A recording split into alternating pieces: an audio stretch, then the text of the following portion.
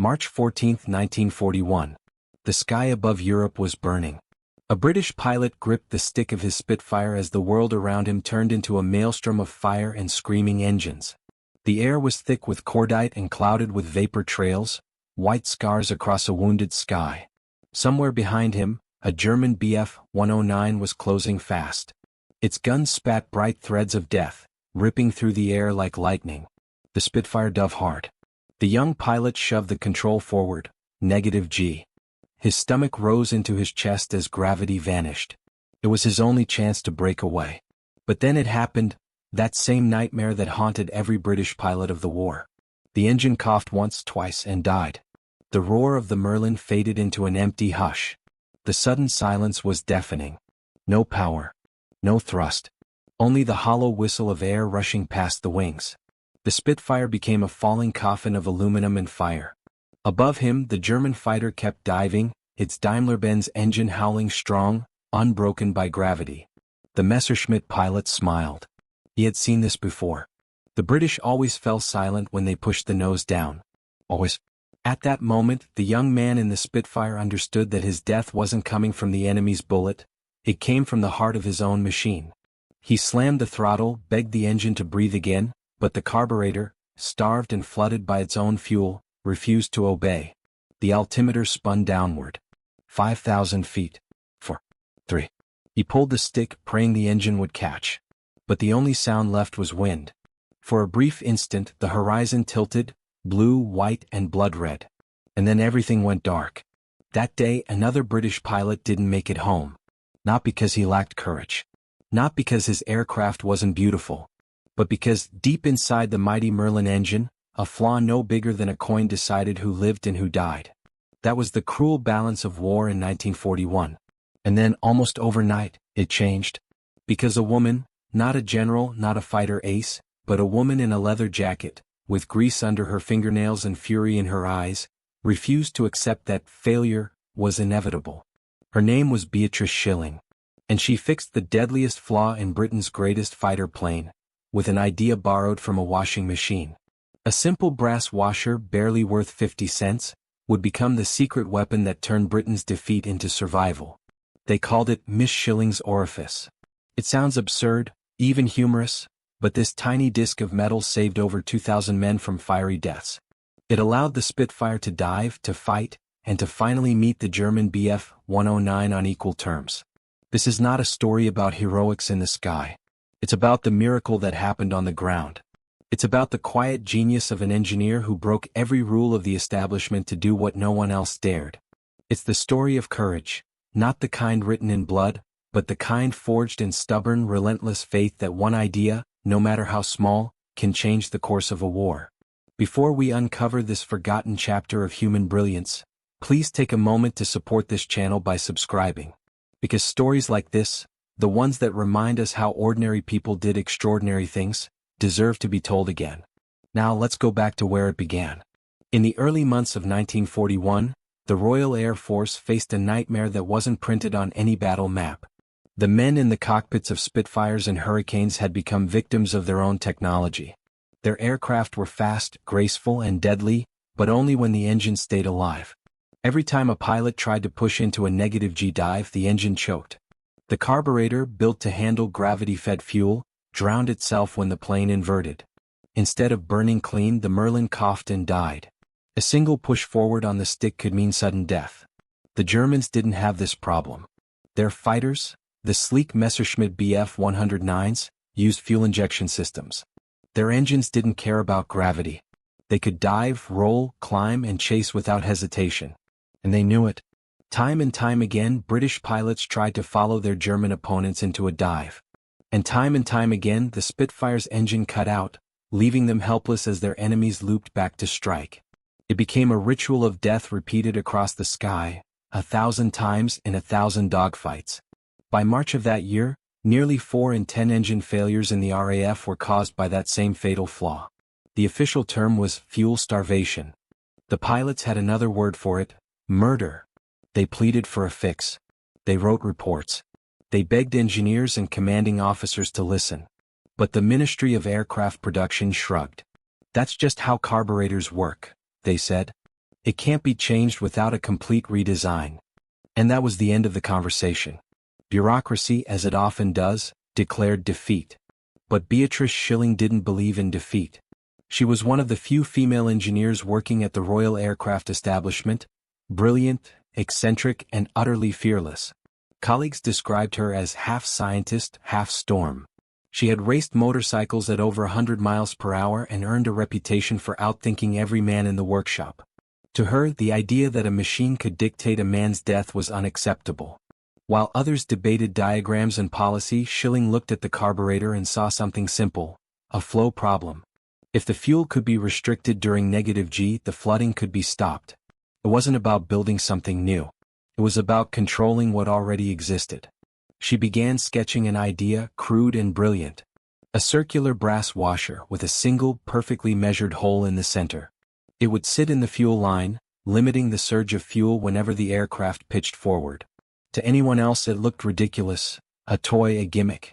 To Beatrice it was the missing piece of the puzzle. When she presented her plan, the reaction was laughter. Rolls-Royce engineers dismissed it.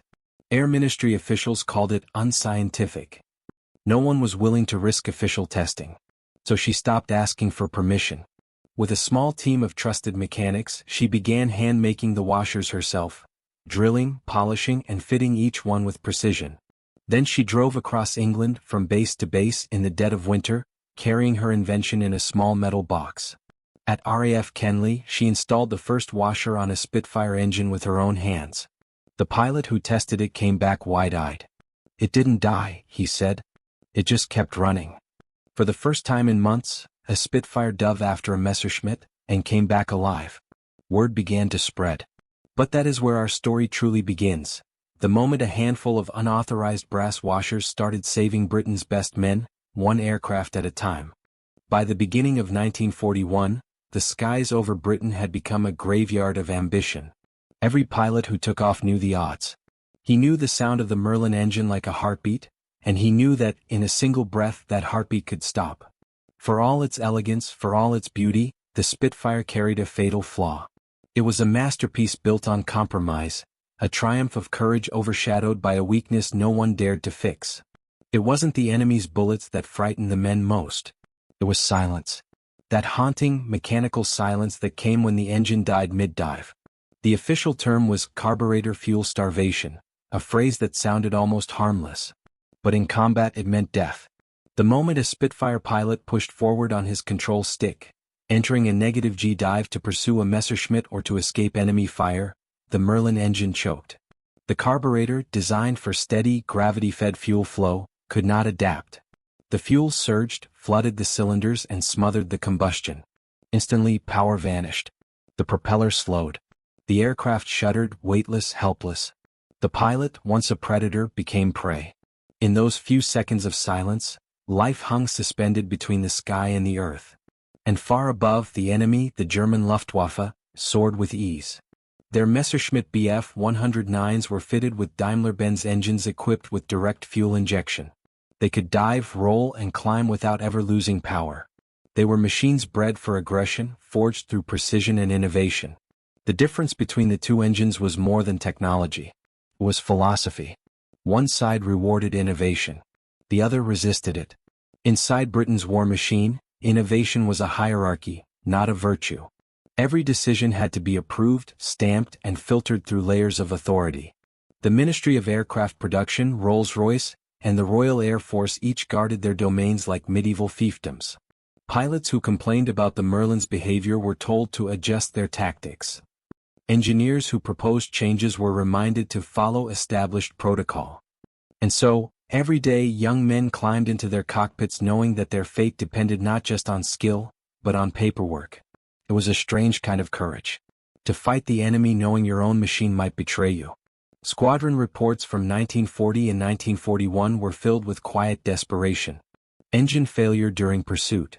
Power loss under -G. Unable to maintain dive. Each report signed, filed, archived, and forgotten. The pilots felt abandoned by the very people who sent them into the air. To the ground crews they were heroes.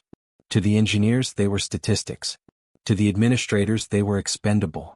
Inside this system, failure had become acceptable, even institutionalized. It wasn't that the British lacked intelligence. The engineers at Rolls-Royce were among the finest minds in the world. But their loyalty was to procedure, not performance. The Merlin was their creation, their pride, their legacy.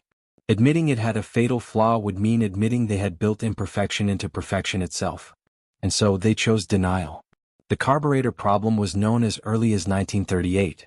Test pilots had reported it before the Battle of Britain even began. But every attempt to fix it was buried under the weight of bureaucracy. New designs were drafted, tested, delayed, and dismissed. There were always more urgent matters. Always another committee meeting. Always another round of approvals that never came.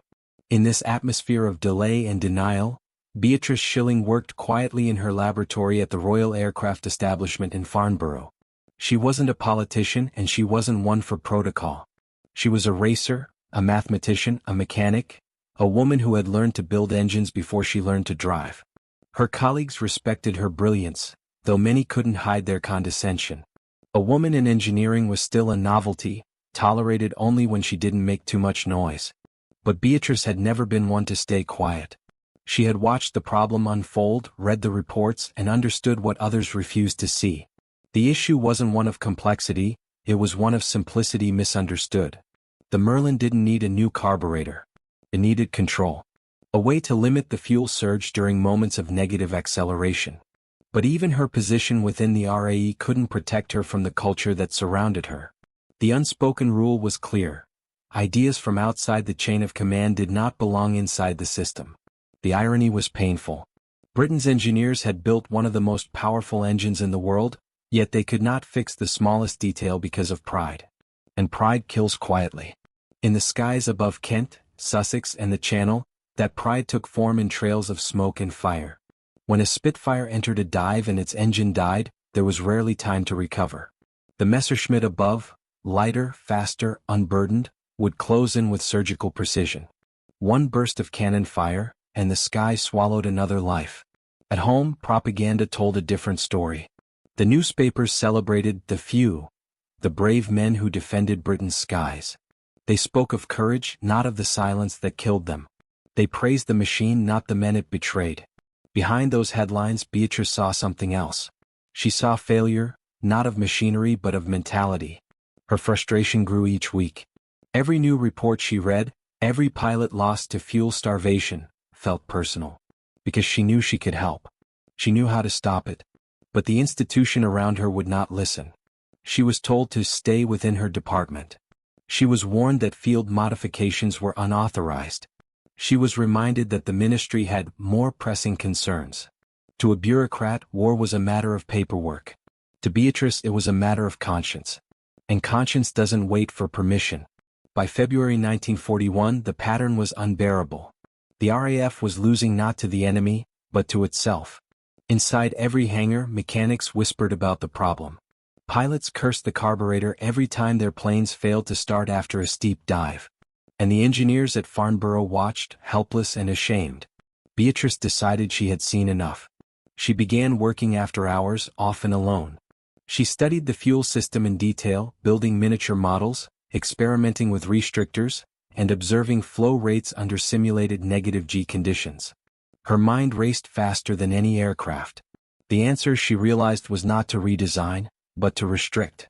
A simple brass washer, drilled with a precisely measured hole, could limit fuel flow just enough to prevent flooding. It would allow the engine to breathe even when gravity reversed. To her, it was obvious.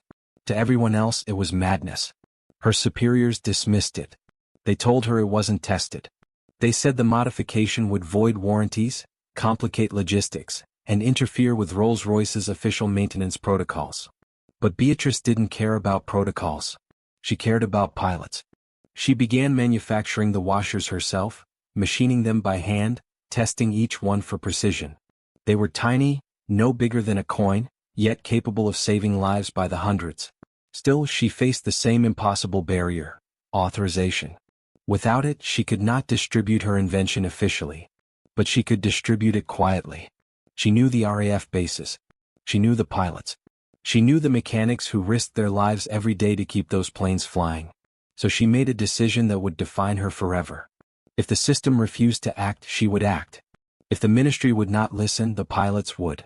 In early March 1941, she packed her tools, a small crate of brass washers, and a note that read simply, "Field Modification Kit for Merlin Engines, Trial Fitting." It wasn't permission. It was defiance disguised as duty. Before leaving, she looked one last time around the workshop, the benches scattered with engine parts, the faint smell of oil and metal in the air, and whispered quietly to herself, "Let's see them try to stop me." What Beatrice didn't yet know was that her small act of rebellion would soon travel faster than any aircraft. Within weeks, her invention would spread from base to base, whispered among pilots as a miracle fix, something that finally let them fight on equal terms. And when the bureaucrats finally noticed, it would be too late to stop her. Because by then she would have already saved lives, and restored faith in a machine everyone had begun to doubt. Her creation would earn an unforgettable name, Miss Shilling's Orifice. A crude joke, perhaps, but a term spoken with gratitude and affection by every man whose engine kept roaring when it should have died. The culture of failure had finally met its match, not in a laboratory or a boardroom, but in a single act of courage by a woman who refused to wait for permission. Her journey was only beginning.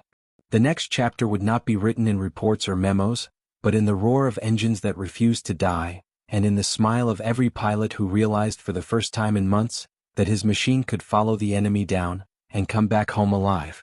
When Beatrice Shilling left Farnborough that morning in early March 1941, she carried no authorization papers, no military escort, and no promise of protection. All she had was a box of handmade brass washers, a toolkit, and an unshakable conviction that saving lives mattered more than following orders. The war was grinding into its second brutal year. Britain had survived the Blitz, but at a terrible cost. Every week, another letter arrived on another doorstep, beginning with the same words: "The Air Ministry regrets to inform you, the RAF's morale was stretched thin, and even the Spitfire, the shining symbol of resistance, had become a double-edged sword." Beatrice's journey began in the back of a small service van, driven by an air mechanic named Ken who had volunteered to take her to RAF Kenley. The roads were narrow, covered in frost and ration dust, the countryside scarred by bomb craters. They drove in silence for hours. At last, the van pulled up beside a line of battered Hurricanes and Spitfires parked in the gray dawn light. The air smelled of petrol, oil, and exhaustion. Men moved quietly between hangars, faces pale, uniforms smudged with grease. Beatrice stepped out, clutching her small box like it contained the last hope of the war. No one saluted her. She wasn't an officer. She wasn't even military. To them, she was just another civilian engineer, one more curious face from the Royal Aircraft establishment. But the ground crews recognized her name. They had heard rumors. "The woman from Farnborough," someone whispered. "The one who says she can stop the engine cutting out." They didn't believe it. Not really. But they wanted to.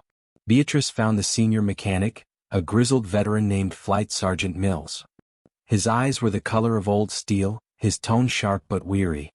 "You're Shilling?" he asked, studying her as if measuring the weight of her conviction. She nodded. He gestured toward the line of fighters. "You really think that washer of yours can fix a Merlin?" Beatrice opened her box and held up one of the tiny brass discs. "It won't fix it," she said softly. "It'll stop it from killing your pilots." Mills stared at her for a long moment, then motioned her inside the hangar. "Let's find out." Inside, the mechanics gathered around a disassembled Merlin engine.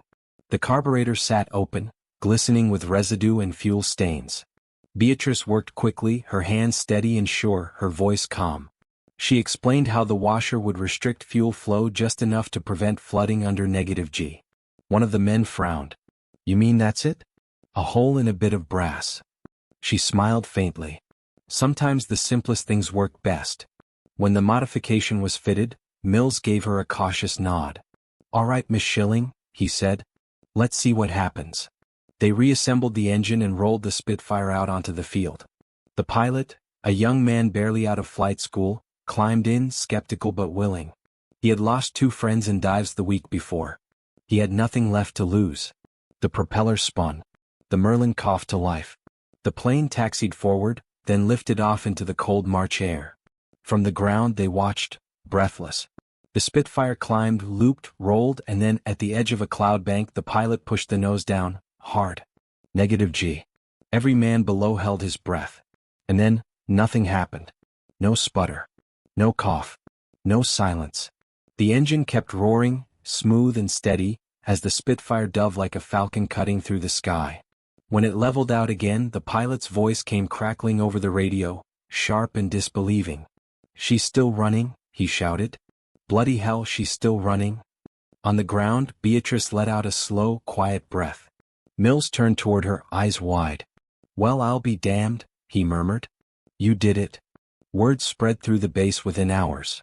Mechanics came to see the woman who had done what Rolls-Royce said was impossible.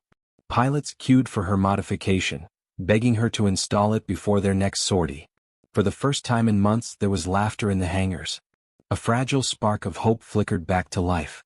Beatrice stayed at Kenley for 2 days, fitting washers herself, training crews how to make them, sketching diagrams on scraps of paper. She slept in the workshop, ate with the mechanics, and refused every offer of rank or recognition.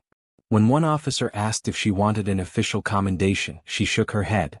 "Just keep flying," she said. "That'll be enough." By the time she returned to Farnborough, word had already reached the Air Ministry. They were not pleased. Officially, Beatrice had violated protocol, distributed unauthorized modifications, and performed fieldwork without approval. Unofficially, she had humiliated them. An emergency meeting was called. Senior engineers from Rolls-Royce Air Ministry officials and RAE administrators sat around a polished table, papers spread before them like shields. Beatrice stood alone at the end, her hands folded behind her back. A gray-haired official cleared his throat. "Miss Shilling, do you realize what you've done?" "Yes," she said.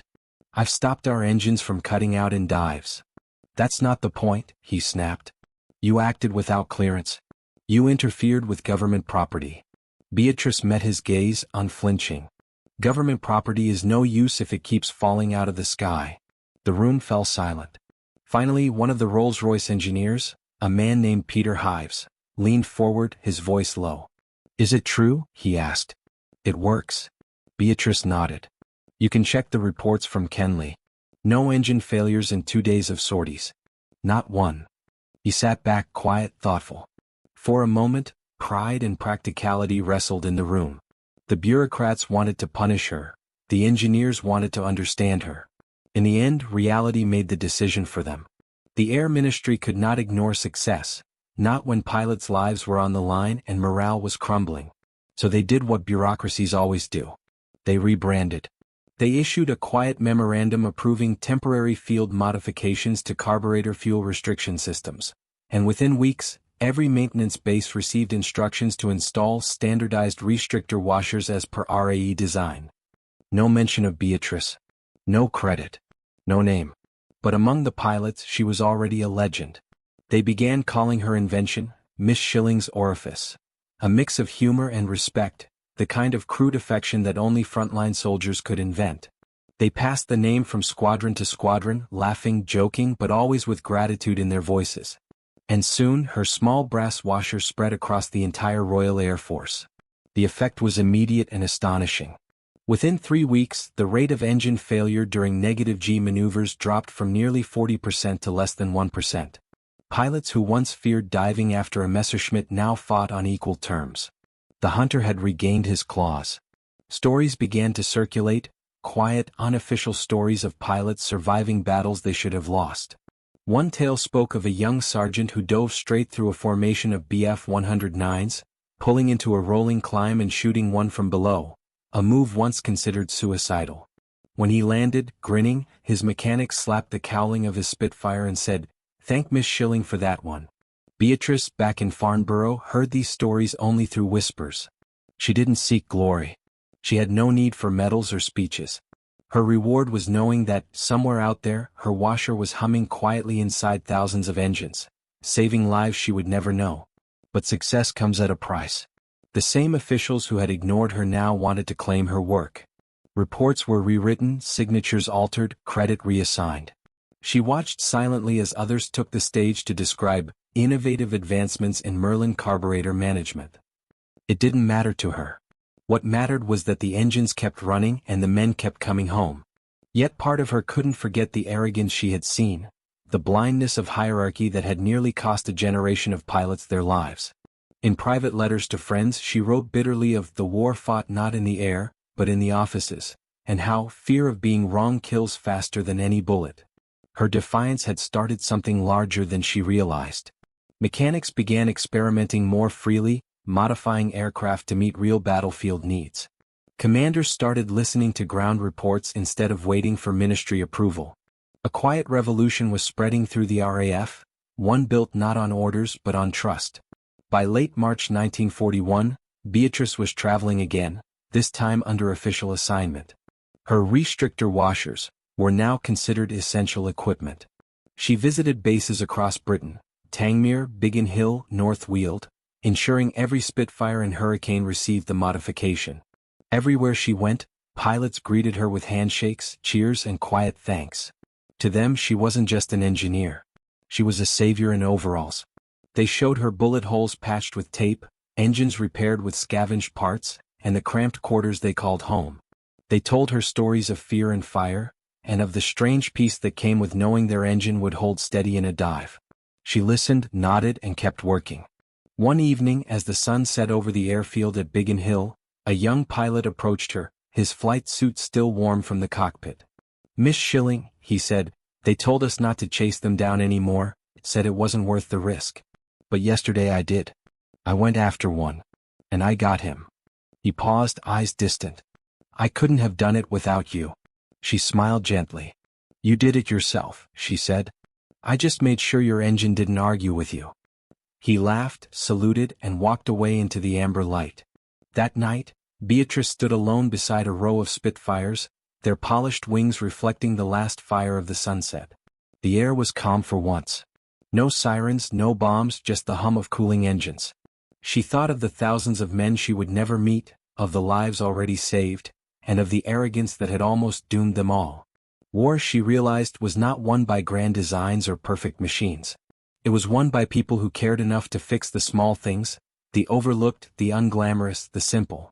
Her brass washer had become more than a piece of metal.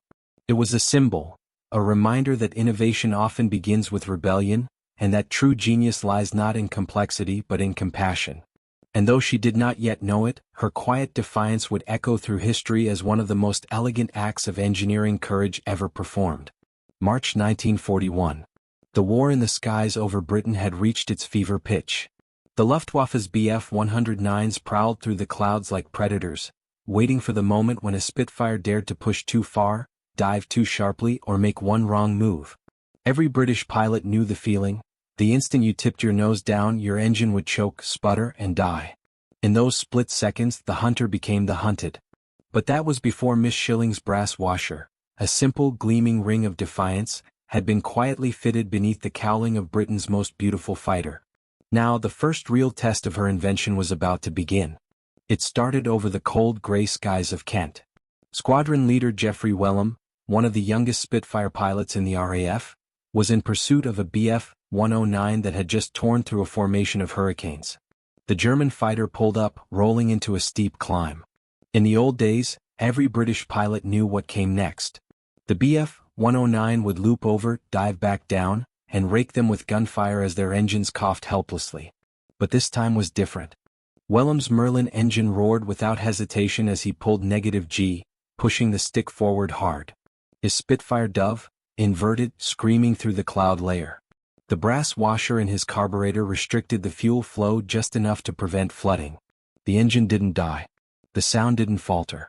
And for the first time in the war, a British Spitfire could follow a German fighter straight through a dive.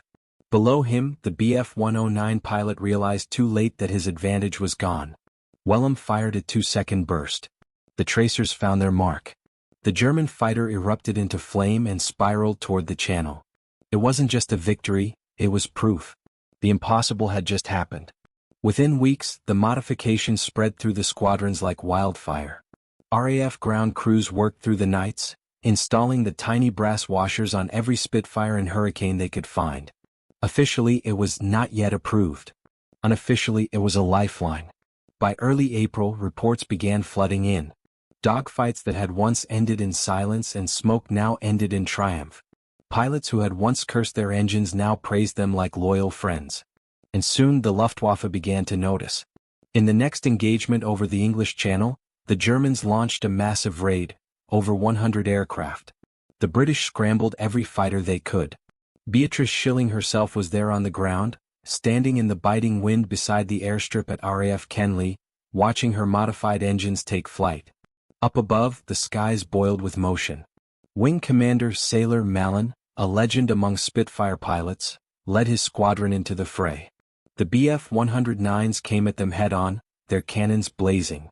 But when the first Spitfire dove to evade, its engine kept running, smooth, relentless, alive. Merlin's voice crackled over the radio. "Keep it steady, boys. She's holding. She's bloody holding." The Germans, accustomed to watching Spitfires stall in dives, were caught off guard. Now the British fighters mirrored every maneuver, every twist and roll. For the first time it was an even match. The sky turned into a storm of courage and combustion, streaks of white contrails crisscrossing through thunderous bursts of gunfire. By the end of the battle, the RAF claimed more than 20 kills for the loss of just 3 planes. The tide had turned. The defining moment came just days later. A squadron of Spitfires from No. 616 Squadron was escorting a formation of Blenheim bombers over the channel when they were ambushed by a swarm of Messerschmitts. Outnumbered nearly 3-1, the British pilots were fighting for their lives. Fuel was running low. Ammunition was almost gone. And the sky, once blue, was thick with smoke and fire. Pilot Officer Alan Deere, exhausted, bleeding, his oxygen mask cracked, found himself in a death spiral with an enemy ace known only as the Black Eagle. The German was relentless, diving and twisting with inhuman precision. In the past, Deere would have lost him in the dive. The old carburetor would have failed, the engine would have quit, and the fight would have been over. But now, with that tiny brass ring between the fuel lines, Deere's Merlin stayed alive. It screamed with fury as he plunged after the German. The pressure pinned him to his seat, the altimeter spun wildly. At 8,000 feet he fired, missed. At 5,000 he fired again, hit one wing. The German tried to roll away but Deere followed, matching every move. At 2,000 feet, the Bf-109's pilot broke radio silence. His last transmission crackled over the Luftwaffe frequency, later intercepted by Allied signals intelligence. "These Spitfires, they do not fall anymore." Seconds later, Deere's final burst tore through the enemy's fuselage. The German ace's plane vanished in a streak of smoke and light. Deere pulled up just in time to see the horizon.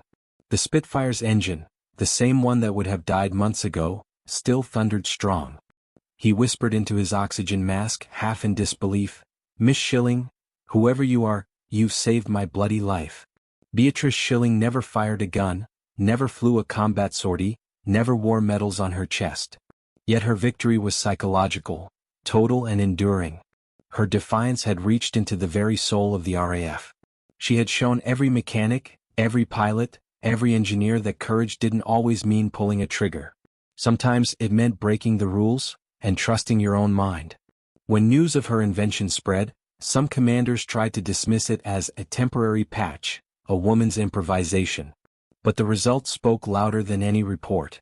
In a memo recovered years later from the Air Ministry archives, one senior officer wrote, "Miss Shilling's modification has done more for the operational confidence of our pilots than any recent mechanical improvement.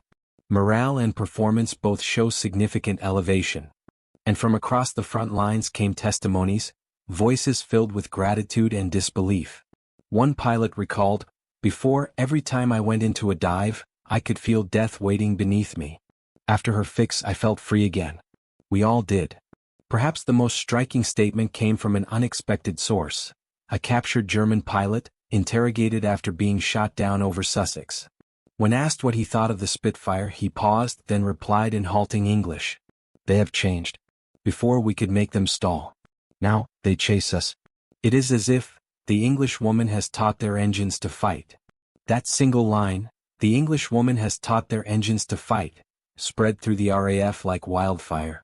It became both legend and truth. By the end of that month, the statistics told the story. Engine failures during combat dives dropped from 38% to less than half of 1%.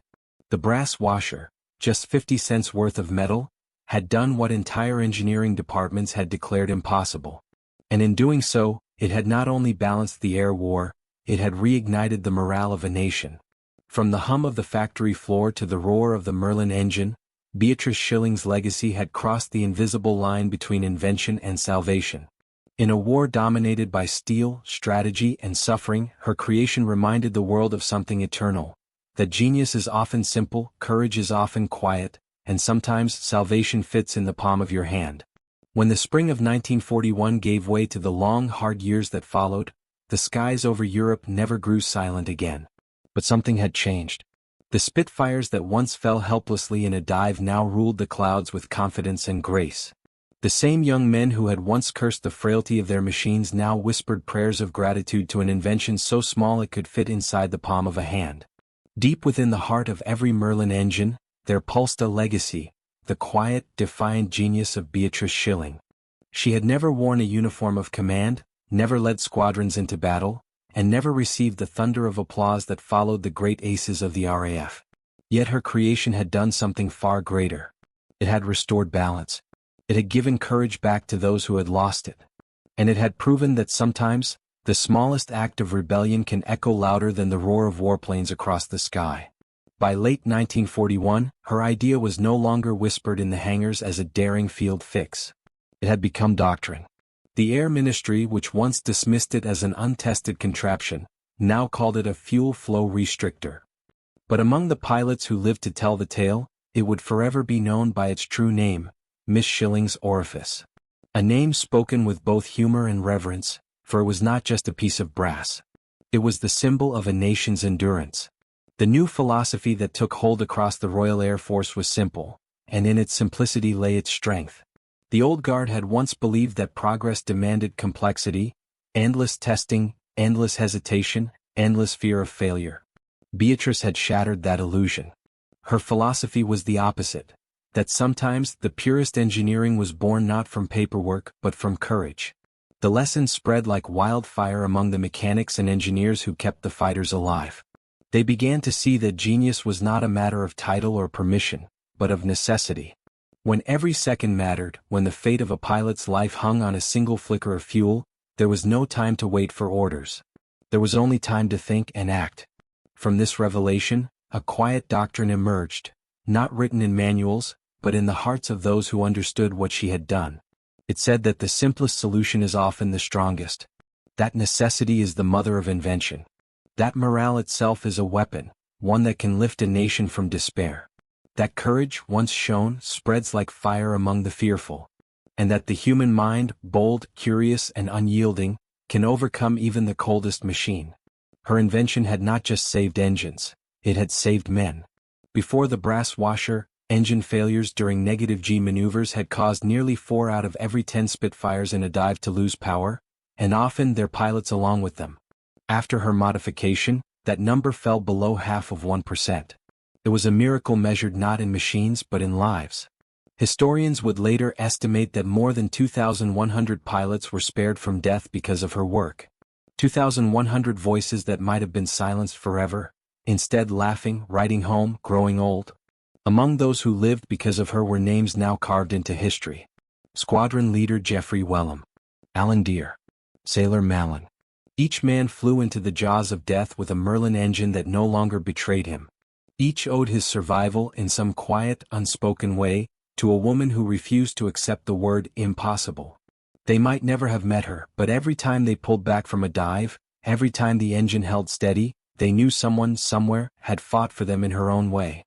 After the war, the Spitfire became a legend, the very symbol of Britain's defiance. But few remembered the woman who had helped it rise above its flaws. Beatrice Shilling returned not to the fanfare of parades, but to the calm hum of laboratories and workshops. She continued her work at the Royal Aircraft Establishment, quietly testing jet engines and high-speed mechanics, far from the headlines. She never sought fame. When asked about her wartime contribution, she would shrug and say it was nothing but a bit of practical engineering. Yet behind that humility lay a truth as profound as any act of valor. She had faced a world that doubted her, that told her a woman had no place in the business of war, and she had answered with brilliance so undeniable that history itself had no choice but to remember. Her colleagues called her Trixie. Her friends knew her as a racer, a daredevil, a woman who once tuned her own motorcycle to break speed records on the open road. She was fearless in life as she was in invention, direct, stubborn, and immune to pretense. Even long after victory was won, she carried herself not as a hero, but as a craftsman. She never boasted of the thousands she had saved. To her, it had always been about the work, about solving the problem that others said could not be solved. In the quiet post-war years, when the world tried to move on from its memories of fire and smoke, Beatrice Shilling continued her experiments, guiding young engineers who would one day shape the next generation of aircraft. She spoke rarely of the war. But to those who worked beside her, it was clear that she carried with her the same principle that had once saved the RAF, that courage and intellect are not opposites, but twins. As technology advanced and the Merlin engines fell silent, her name slowly faded from public memory. But among pilots, mechanics, and those who loved the sound of piston engines, the legend lived on. They would tell stories of the brass washer that saved Britain, and of the woman who made it happen. And though her invention was eventually replaced by the modern pressure carburetor, her legacy remained fixed, not as a footnote but as a foundation. In time, the historians would rediscover her, piecing together the story of the engineer who changed the air war with a 50-cent part and the stubborn refusal to give up.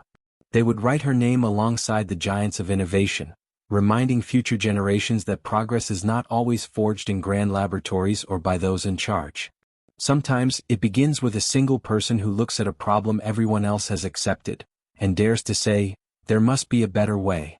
When Beatrice Shilling passed away in 1990, the news did not make global headlines. There were no trumpets, no fanfare.